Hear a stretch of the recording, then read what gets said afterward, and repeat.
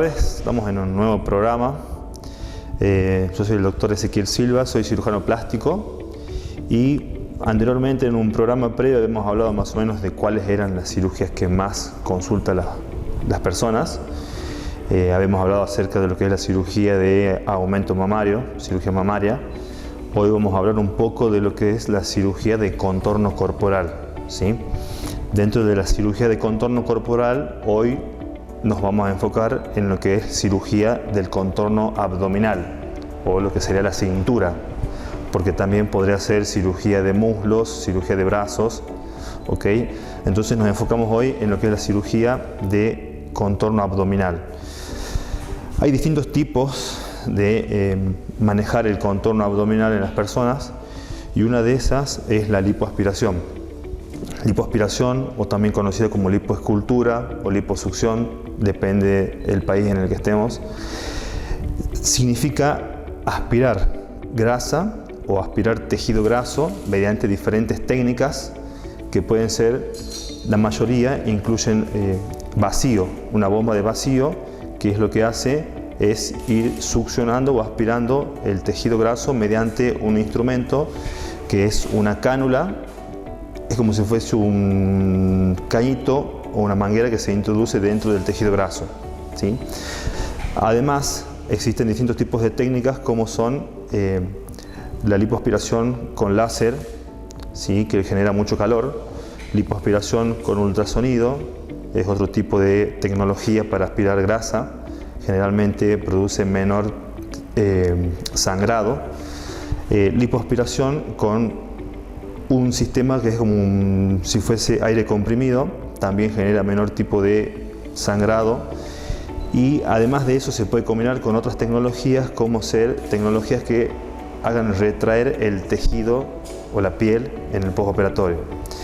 Bien, eso en cuanto a lipoesculturas. Lipoesculturas o lipoaspiración se puede hacer en cualquier parte del cuerpo que haya un panículo o una buena capa de grasa. Bien. Después, otro tipo de cirugía de contorno corporal son las cirugías resectivas. Bien, en una lipoescultura por lo general quedan cicatrices escondidas que son de entre 3 y 5 milímetros. Generalmente después son cicatrices muy disimuladas, prácticamente imperceptibles. En cambio, las cirugías resectivas son cirugías que dejan cicatrices bastante más grandes, siempre en zonas disimuladas. En el caso del abdomen siempre se deja la cicatriz en la zona cubierta por la ropa interior. En el caso de las mujeres, como ser una cicatriz de una cesárea o un poco más grande, siempre van a estar escondidas por la ropa interior, que es lo ideal. Dentro de las cirugías resectivas tenemos las dermolipectomías, que es como más se conocen, que significa resecar o extraer piel con tejido graso. Y además, en lo que es cirugía de contorno abdominal, combinamos con las abdominoplastias, que significa hacer una cirugía plástica de la pared abdominal. En este caso se hace una cirugía de reparación de los músculos abdominales, como será en el caso de las mujeres después de los embarazos o en pacientes que tenían mucho peso, eran obesos, después descienden de peso. Todo lo que hace que aumente la presión intraabdominal produce una cierta alteración de la estructura anatómica de la pared del abdomen, y eso sería la abdominoplastia o abdominoplastia. ¿Quiénes son los pacientes ideales para un procedimiento u otro?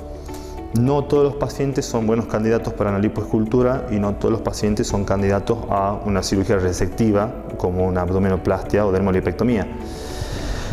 Los pacientes ideales para cirugías de lipoescultura, o sea la cirugía que deja menos cicatriz, son pacientes dentro de todo delgados, que tienen zonas adiposas que molestan o que cuestan bajar aún con el ejercicio y la dieta, y que no tengan mucha flacidez cutánea, porque después de extraer ese tejido graso, generalmente luego de pasado el periodo inflamatorio, que será más o menos aproximadamente un mes y medio y hasta 2 meses, depende de cada tejido, la piel tiende a quedar un poco suelta, ¿sí? Porque es como bajar de peso de golpe. Entonces los pacientes con mucha flacidez no serían buenos candidatos para hacer este tipo de procedimientos.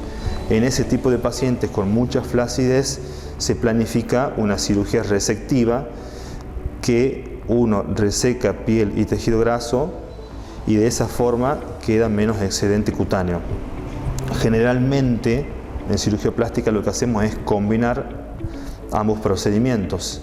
El paciente que necesita una cirugía resectiva, la mayoría, 99% de los casos, se hace también una lipoescultura previa a la resección de tejido.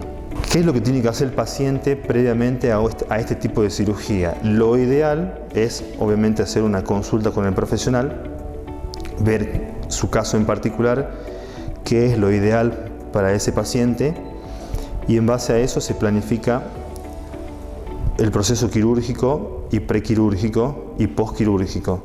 Ahora vamos a hablar un poco de lo que sería cómo se debería preparar el paciente. Lo ideal es que el paciente haga algunos cambios en sus hábitos de vida, porque ya que se va a someter a un procedimiento quirúrgico, el paciente debería seguir cuidándose, como hacer actividad física y una dieta adecuada para mantener los cambios y aún mejorar más los cambios que se logran con la cirugía. Entonces, lo ideal es que la mayoría de los pacientes pierdan un poco de peso antes de la cirugía. Eso va a ayudar o a garantizar un resultado mucho mejor que si aumentan de peso o se mantienen en su peso.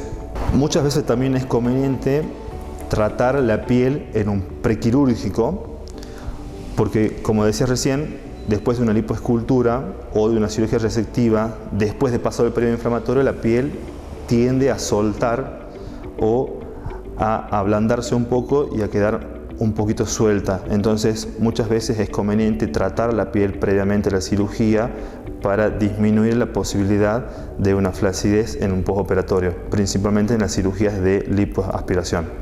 En el postoperatorio, el paciente lo ideal es que guarde un reposo relativo.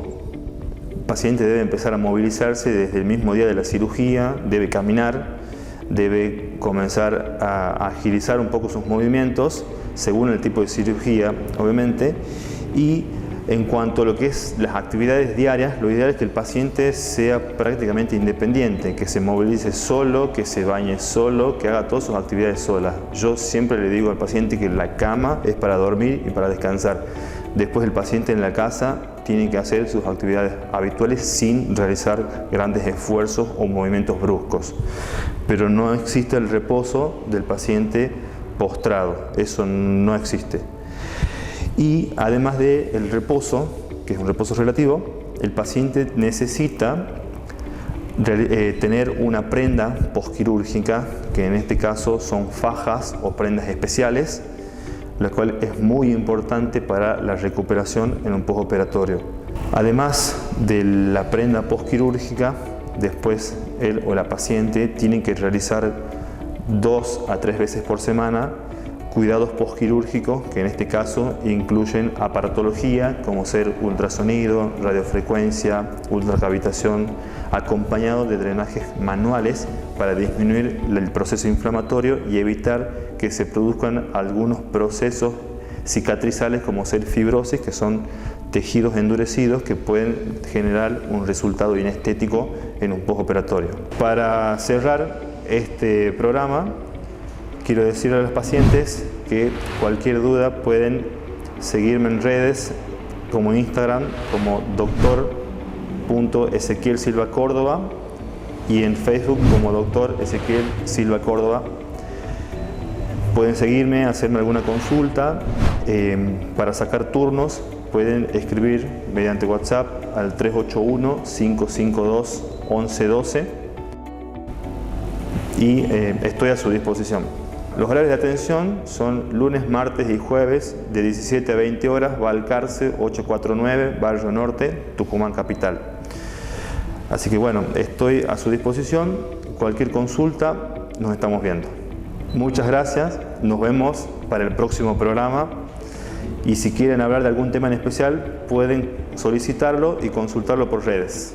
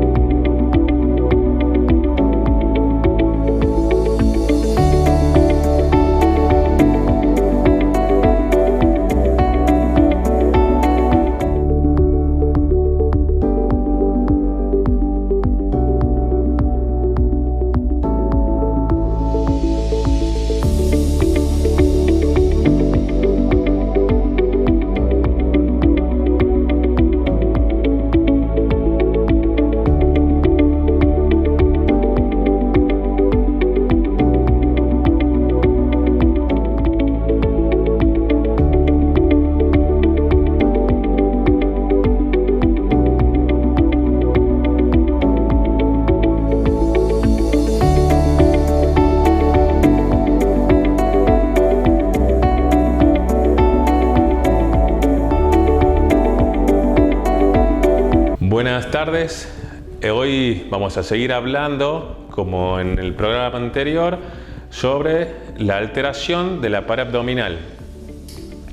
Pero vamos a hablar de otras patologías. Primero vamos a hablar un poco de la diastasia de los rectos, que se refiere a la separación de los músculos que están por encima del ombligo, por encima del pupo, que se va a presentar mayormente en aquellos pacientes que hayan aumentado de peso y luego vuelto a su peso normal o disminuido de peso. Como por ejemplo en el paciente que era el paciente obeso, se hizo una cirugía bariátrica, bajó de peso y muchas veces se quedan separados los músculos rectos y eso genera una diastasia entre los músculos, una separación entre los músculos. Y también las pacientes femeninas multíparas que tuvieron varios embarazos o por ahí un solo embarazo, que también se les separan los músculos y consultan para poder reparar, para volver a unirlo a estos músculos.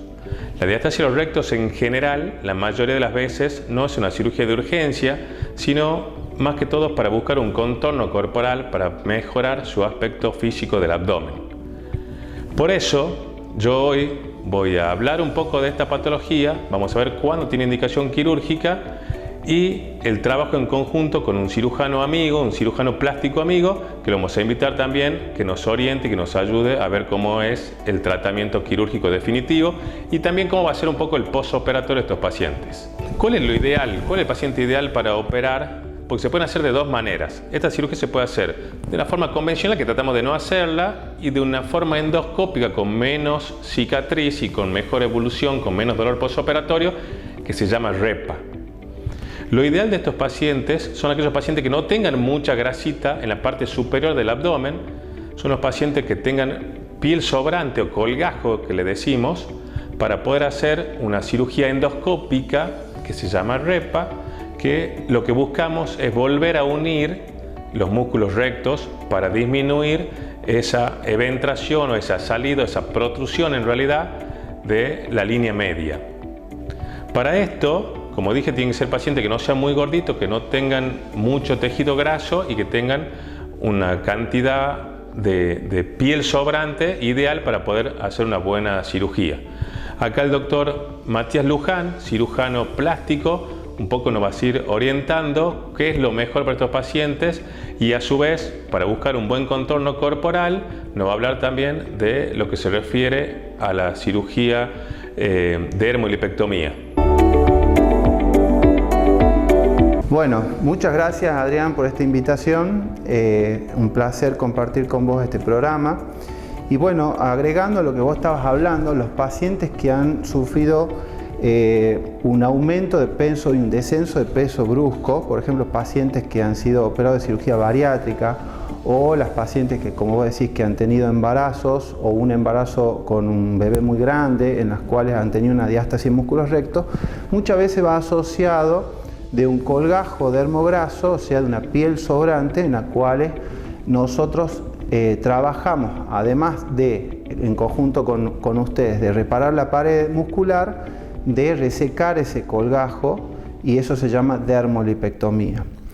Pero también lo enfocamos desde el punto de vista estético, y el punto de vista estético es que la mayoría de los pacientes, nosotros, además de hacerle la dermolipectomía, le hacemos lo que llamamos lipoescultura, que no es ni más ni menos que la extracción de grasa por medio de cánulas bien finitas, en la cual moldeamos, esculpimos y mejoramos todo el contorno corporal del torso, o sea, no solo del abdomen, sino de la región lumbar, a veces la región dorsal también, para que la paciente quede de la mejor manera posible, no solo de la parte funcional, sino de la parte estética. Muy bien, Matías, muy buena tu explicación, la verdad yo me imagino que se entendió muy bien cuáles son las indicaciones quirúrgicas, cuándo tiene indicación de hacer este tipo de cirugía, pero lo que no me quedó muy claro con respecto a la cicatrización. Primero, el ombligo, ¿qué hacemos con el ombligo? Y segundo, ¿dónde queda la incisión o cómo hacemos con el tema de la cicatriz? Bueno, es una muy buena pregunta que me haces vos y que se hacen los pacientes, obviamente en consultorio.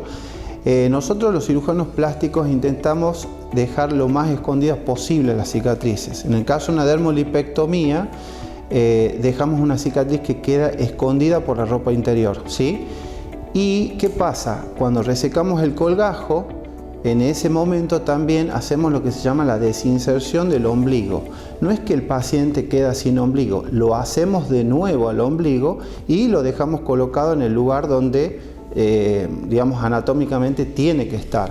Por lo tanto, el paciente en posterior tiene una cicatriz, la cicatriz que sería la más larga, escondida, y el ombligo nuevamente recolocado en el lugar donde corresponde. Perfecto, muy bien. Y ahora, lo último que te pregunto con respecto al posoperatorio. ¿Cómo sería el posoperatorio de estos pacientes? Bueno, yo creo que esa es la pregunta más importante porque siempre yo les digo a mis pacientes que el posoperatorio es el 50% del resultado y depende mucho de cómo hace los deberes el paciente. En eso yo los acompaño, sobre todo en el primer mes, que es el mes donde más se tienen que enfocar en el cuidado. Los primeros 15 días los pacientes tienen que hacer un reposo, yo te diría casi absoluto en el sentido de que no tienen que trabajar, la paciente que se opera no va a ser ni mamá ni esposa, ni va a trabajar durante 15 días y el paciente varón tampoco, entonces es muy importante el tema del reposo. Pero el primer mes el paciente necesita usar una faja que comprima bien, porque este tipo de cirugía puede generar cierta cantidad de líquidos. Entonces, la faja es algo muy importante. Y lo otro que es muy importante son las sesiones que nosotros llamamos drenajes linfáticos y ultrasonido para ir eliminando ese líquido de a poco, y eso lo realiza gente de nuestro equipo que está capacitado para hacerlo, para que tenga una recuperación más rápida y un resultado estético mucho más aceptable. Mientras más especialistas trabajan para buscar un buen contorno corporal, mejor va a ser el resultado. Primero que me interesa saber cómo es el tema de la cirugía, más o menos cuánto tiempo dura esta cirugía, cuánto tiempo está internado el paciente y cómo son los efectos en los primeros momentos después de la cirugía. Cuéntame un poco, Matías. Bueno, esta cirugía obviamente no la opera un cirujano plástico solo, ¿no? O sea, hay un equipo quirúrgico que acompaña al paciente en el quirófano, tenemos el anestesiólogo, tenemos cirujanos ayudantes, tenemos la instrumentadora quirúrgica o el instrumentador quirúrgico, pero en líneas generales yo te diría que estadísticamente puede durar 2 horas y media más o menos, si hacemos una lipoescultura de todo el contorno, más la dermolipectomía, más la reparación de los músculos rectos y el nuevo ombligo. El paciente cuando termina la cirugía pasa a su habitación donde va a quedar internado hasta el otro día, que se va a ir de alta, y es una cirugía que muchas veces me preguntan cómo es el tema del dolor postoperatorio. Obviamente que el dolor depende de cada paciente, pero en líneas generales son molestias que son tolerables con los analgésicos comunes, ¿sí? O sea que no es una cirugía muy dolorosa, y yo te diría que es comparado a que han ido al gimnasio y hicieron abdominales, pero la intensidad no es tanta para que llegue a necesitar analgésicos mucho más potentes, salvo casos muy excepcionales en pacientes que tienen el umbral del dolor digamos distinto. En eso sí se pueden usar, pero son pacientes que hace mucho tiempo que no usamos ese tipo de analgésico, o sea que es bastante tolerable el postoperatorio inmediato. Perfecto. Y por ejemplo, en el caso de aquellos pacientes que tienen una hernia umbilical, obviamente hablamos de una hernia umbilical pequeña, no una hernia umbilical grande, pero tiene una hernia umbilical pequeña, tiene pequeños descensos rectos, ¿qué es lo que se puede hacer? ¿Qué es lo que vos le podés proponer a estos pacientes? ¿Se pueden operar también? Sí, por supuesto, en el mismo acto quirúrgico se puede hacer la reparación de la hernia umbilical, además del resto del procedimiento, así que no hay ningún problema, no es una contraindicación de la cirugía que tenga una hernia umbilical. Perfecto. Bueno, entonces, en resumen, hemos estado hablando sobre la reparación de la pared, el contorno corporal, la dermolipectomía junto con la lipo, la reparación de los músculos rectos, y en el caso que tengamos alguna hernia umbilical pequeña también se lo puede reparar y buscar el mejor beneficio para el paciente con buenos resultados en el trabajo en equipo. Bueno, así es, Adrián. Este es el resumen final de este programa, de este tema. Yo siempre le digo a los pacientes que es muy importante que acudan a la consulta, ya que no todos los pacientes son iguales, o sea, no en todos los pacientes se necesita hacer todo. Entonces es muy importante que el profesional evalúe, realice un diagnóstico personalizado para hacer una cirugía personalizada para cada uno. Así que bueno, por cualquier consulta yo atiendo los días lunes, martes y jueves de 17 a 20 horas en la calle 25 de Mayo 730 en San Miguel de Tucumán. Y en redes sociales pueden encontrarme como Matías Luján, cirujano plástico.